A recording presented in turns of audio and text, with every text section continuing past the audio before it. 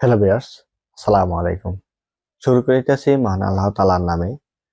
বন্ধুরা, আজকে আমি আপনাদের মাঝে আবার একটি নতুন টিউটোরিয়াল পর্ব নিয়ে চলে আসলাম।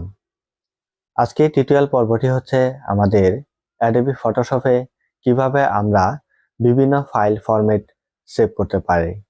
তো অবশ্যই এই গুরুত্বপূর্ণ ভিডিওটি দেখতে হলে শুরু থেকে শেষ পর্যন্ত দেখার অনুরোধ রইল। তো চলুন শুরু করা যাক আজকের টিউটোরিয়াল পর্বটি ছোট্ট একটি ইন্ট্রোর পর।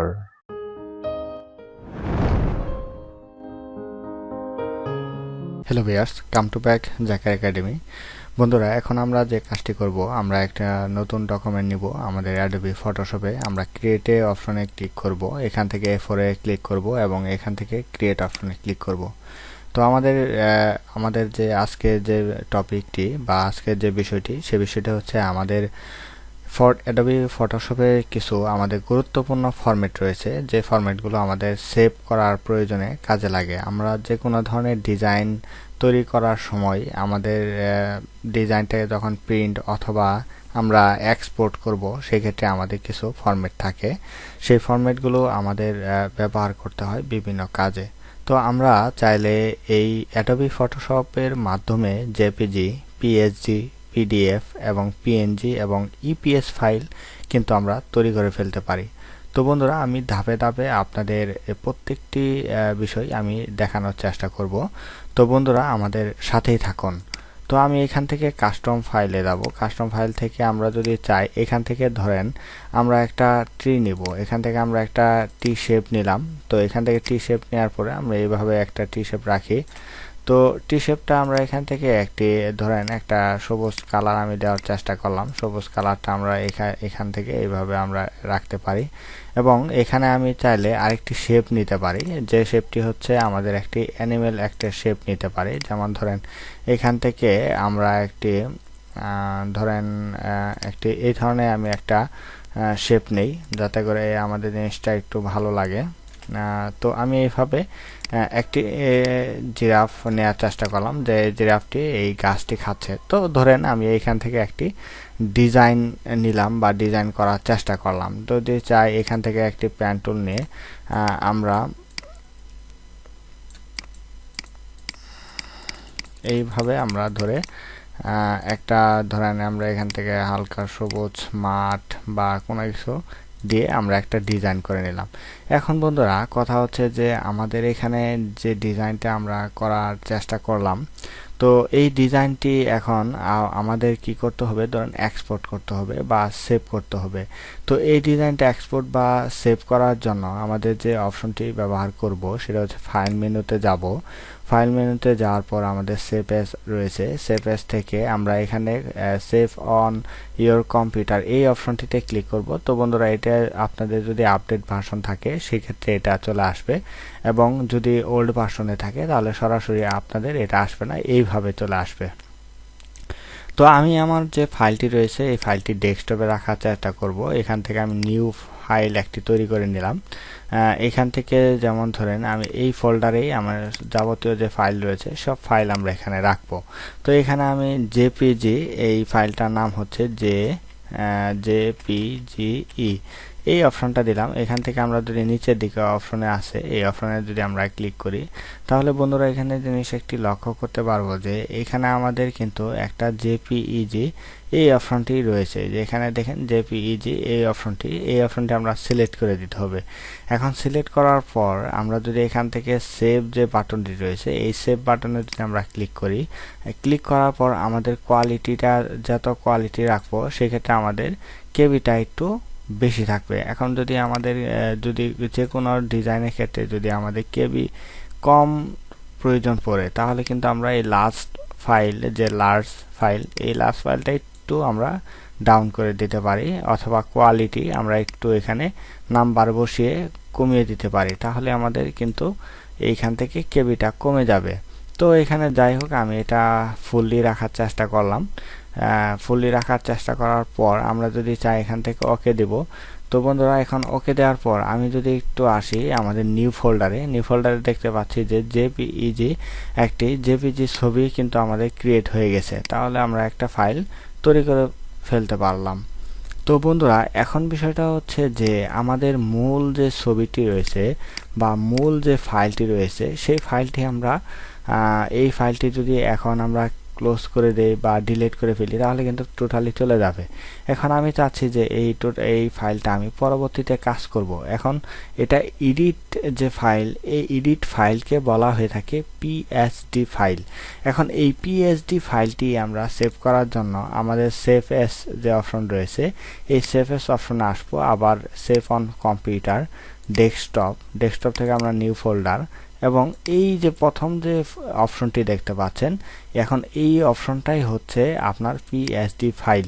তাহলে আমরা এইখান থেকে আমরা লিখতে পারি পিএসডি, এই পিএসডি ফাইল। আমরা এখানে পিএসডি ফাইলটা যদি সেভ এই অপশন বাটনে আমরা এখন ক্লিক করি তাহলে বন্ধুরা একটু লক্ষ্য করতে পারবো যে আমাদের এখানে কিন্তু একটি পিএসডি ফাইল তৈরি হয়ে গেছে। আমরা এখন জেপিজি ফাইল তৈরি করতে শিখলাম এবং এরপর শিখলাম পিএসডি ফাইল। দেখেন ফটোশপের কিন্তু একটি আইকন, আমরা যদি একটু এটা লার্জ করি, বড় করি তাহলে দেখতে পারবো দেখেন একই কিন্তু ফাইল, এটা জেপিজি ফাইল, একদম স্টিল ছবি, এবং এটা হচ্ছে মূল ফাইল। এডিট করতে পারবো যে ফাইলটা আমরা সেটাকে বলে থাকে পিএসডি ফাইল। তো বন্ধুরা এখন যে বিষয়টি আমরা শিখব যে সেই বিষয়টি হচ্ছে আমাদের পিডিএফ।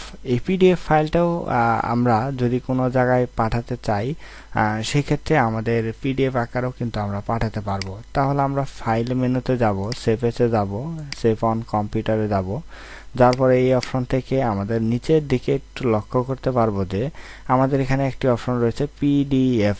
এই যে অপশনটি, এই পিডিএফ অপশনে আমরা সিলেক্ট করব এবং এইখান থেকে আমরা দিয়ে দিব পিডিএফ।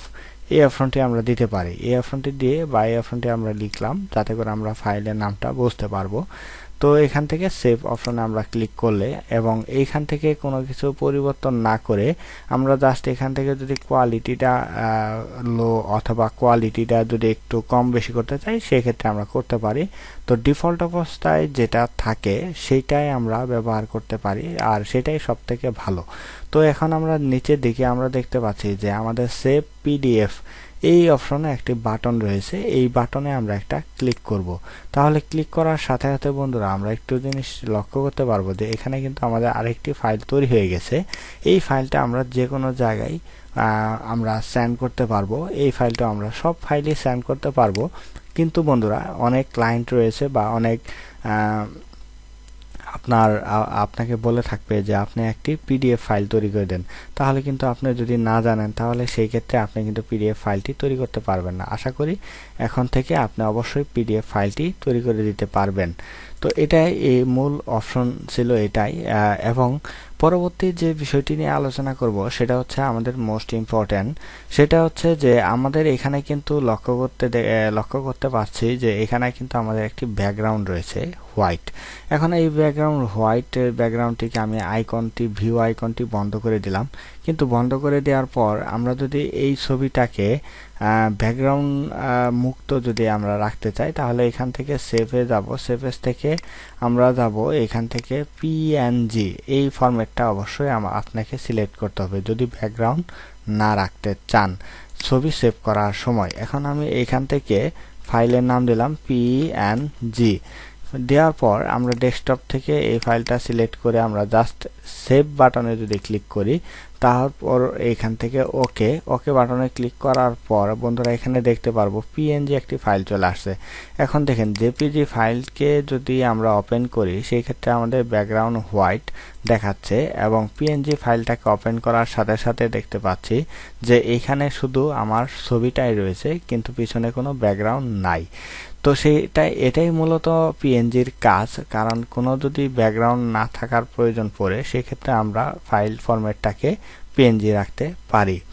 তো বন্ধুরা এখন আমরা চাচ্ছি যে এই ফাইলটাকে যদি আমরা ইপিএস মোডে রাখতে চাই যাতে করে আমাদের যে কোনো গ্রাফিক্স কাজ করার সময় যদি প্রয়োজন পড়ে তাহলে সেই ক্ষেত্রে আমরা কিভাবে কাজটা করতে পারি সেই ফাইলটা আমরা তৈরি করব। ফাইল মেনু থেকে আমরা সেভএসে যাব, সেভএস থেকে আমরা এখান থেকে ইপিএস যে ফাইল রয়েছে ইপিএস ফটো ইপিএস এই ফাইলটা সিলেক্ট করে দিয়ে আমরা যদি এখান থেকে লিখি ইপিএস, এই ফাইলটি লেখার পর ডেস্কটপ থেকে আমাদের ফাইল মোডে যাব, এখান থেকে ফাইল ফাইলটাকে আমরা সিলেক্ট করে দেব যেখানে আমরা রাখতে চাই।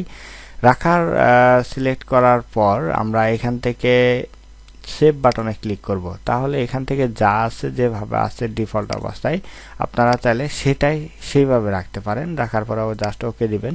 ওকে দেওয়ার পর বন্ধুরা এখানে একটু জিনিস লক্ষ্য করেন, দেখেন এখানে কিন্তু আমাদের এআই একটি ফাইল তৈরি হয়ে গেছে।